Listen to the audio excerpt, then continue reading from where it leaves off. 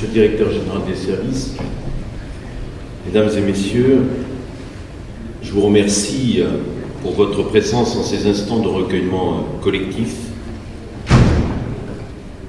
Des fous sortent régulièrement du Moyen-Âge pour frapper les valeurs qui fondent notre civilisation.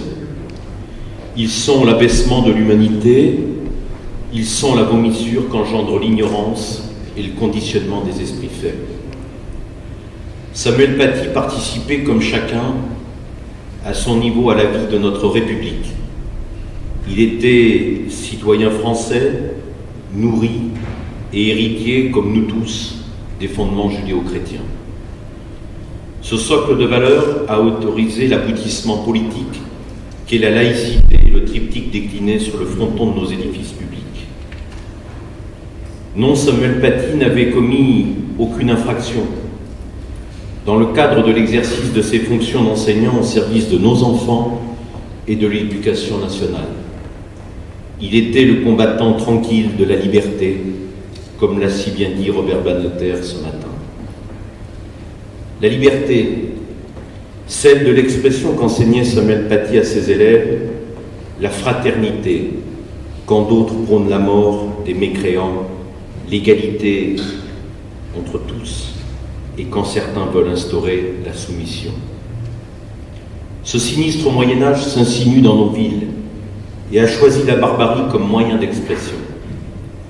Dépassant l'indignation, dépassant l'émotion, rouage de l'administration que vous êtes, responsable public que je suis, dans nos actions, dans nos politiques publiques, faisons acte de foi en la République.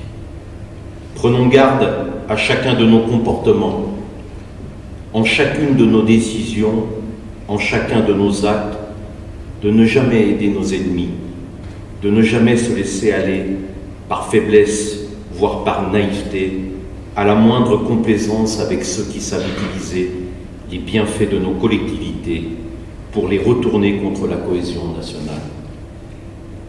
Samuel Paty n'a pas laissé place à la faiblesse. Soyons chacun, à notre niveau, dignes de lui, comme chaque résistant dans le maquis se levait quand l'un d'entre eux tombait.